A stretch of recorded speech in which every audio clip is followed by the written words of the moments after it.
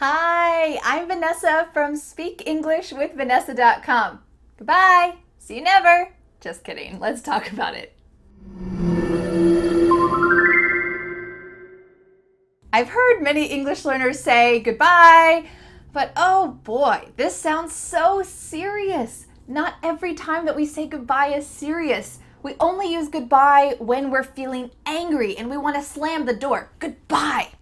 Or maybe if we're really sad, goodbye, and we might not see someone for a really long time. But never fear, I am here to help you say goodbye in a natural, real way with style, with class, and also with a lot of laughs. There are a lot of slang ways to say goodbye, so brace yourself. Let's get started with the most basic. Bye. But by itself, bye is a little bit lonely.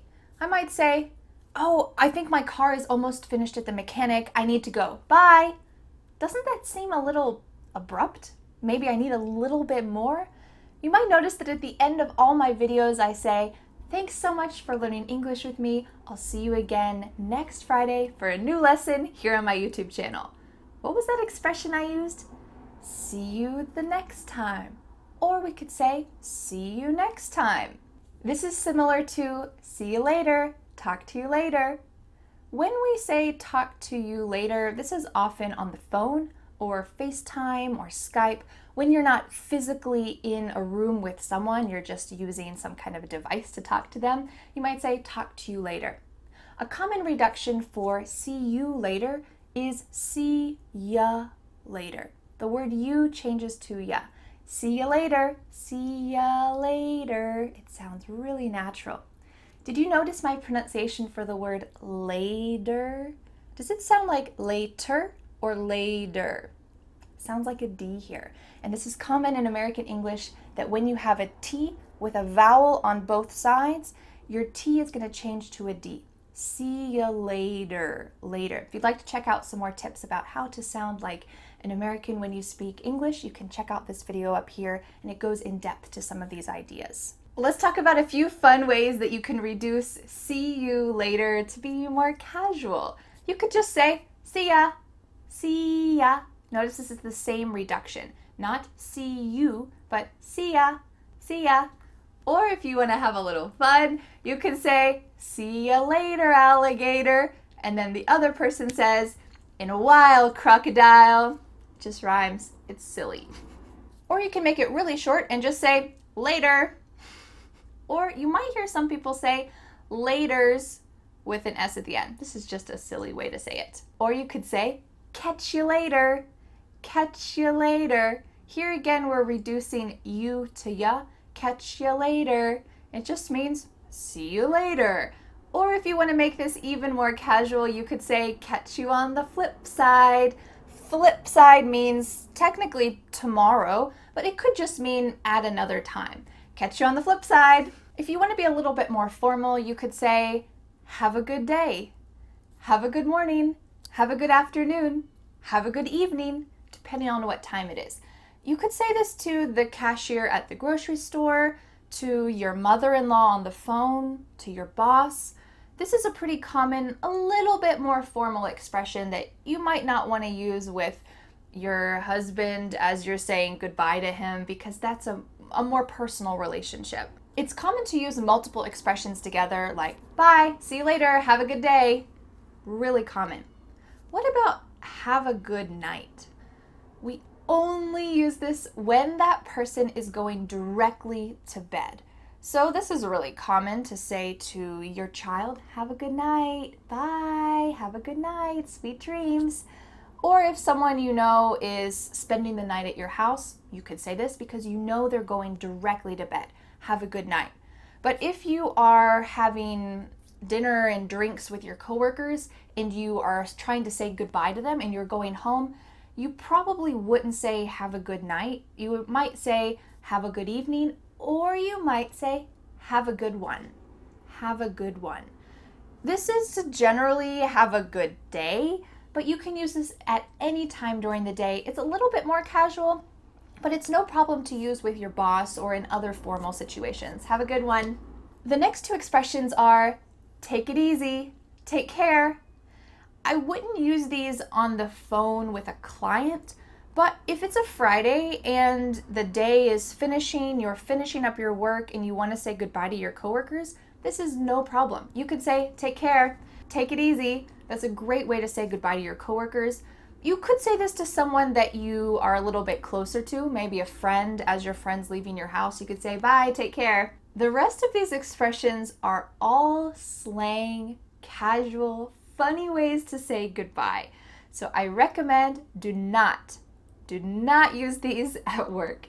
But if someone uses this to you, maybe you go to someone's house and they use this, or if you hear it on a TV show, you need to know the slight nuances, the slight specific meanings for each of these expressions so that you know exactly what they mean when they say them. Even if you don't feel comfortable using them yourself, maybe you feel like you're too old to use slang, well, it's important to know them. So let's start. Peace. Peace out. Usually you make the peace sign when you say this. It's just a casual way to say goodbye. Peace. I'm out of here. I'm out. Out.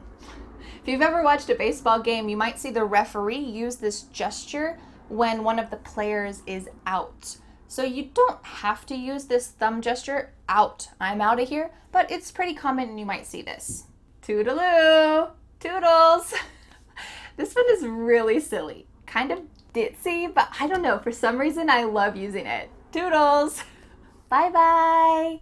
We only use this for children. Please do not use this with your boss unless you want to get fired.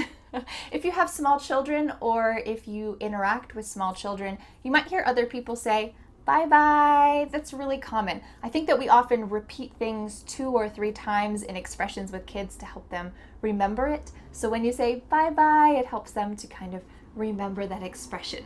The next 3 expressions are in Spanish and French, but we use them in really specific situations that might not be used in their original language. The first one is hasta la vista, baby. If you use this, make sure you do that waving gesture, hasta la vista, baby, and you use that same tone of voice, baby. It's just a silly way to say goodbye to your friends. You don't need to use this with your girlfriends specifically, like your baby, your love. You could just say this to someone who you're in a casual relationship with them, your friends, hasta la vista, baby. Or you might say, adios, amigos. In Spanish, if all of your friends are girls, you should say amigas. But in English, we always say adios, amigos. I'm sorry, Spanish speakers. This is incorrect Spanish, but that's how we use it. So you can use this to casually say goodbye to your friends. Make sure you say it with a little bit of a laugh. Adios, amigos, and a little bit of a wave. It's just a fun way to say goodbye. Au revoir. Adieu. Can you tell from my tone of voice what I'm trying to show with this? A great word to describe it is melodramatic. You're just trying to be over dramatic. You're pretending that you won't see your friends for a really long time, but really you probably will. So let's imagine that you're having a dinner party and it's time for you to go. You might say, au revoir, adieu. It's so serious, so make sure you have that serious tone of voice, but it's just a joke. You're just being over dramatic. Farewell. This also has that same melodramatic feel. You're pretending that you're going off to war and you won't see your friends for a long time, but really you're just going to your house. So you can say, farewell. Until next time. Until the next time. We use this to have a fake formal feeling. We don't use this in formal situations. The only time we use this is to have a fake formal feeling. So let's imagine that you're at that dinner party with your friends and you're leaving. You might say, until the next time, kind of pretending that you just finished a serious business meeting and you're telling them, continue the good work, my friends, until the next time. Wow, that was a lot of ways to say goodbye without actually using the word goodbye. And now I have a question for you. In the comments, let me know which one of these goodbye expressions was new for you. Thanks so much for learning English with me, and I'll see you again next Friday for a new lesson here on my YouTube channel. Bye! Peace! Farewell. Au revoir. See ya. The next step is to download my free ebook, 5 Steps to Becoming a Confident English Speaker. You'll learn what you need to do to speak confidently and fluently. Don't forget to subscribe to my YouTube channel for more free lessons. Thanks so much. Bye.